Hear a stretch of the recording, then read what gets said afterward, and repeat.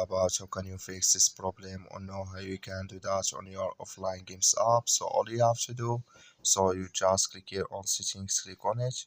When you just click on settings, it's going to show for you a list like this here. Then you go down, just keep going down, click here on apps, come to apps list here, and here you're looking for offline games app, or just click on search. So then here add offline games app, it's going to show for you like this, click on it. So then it's going to take you to this list, click on force stop, then you click on OK. Then you go down, just click on storage, come to storage list here, so you just click here on clear cache.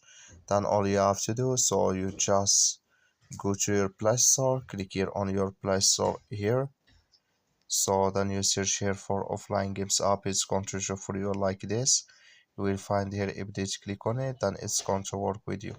That's all you have to do. Thank you for watching. Don't forget to support us by liking.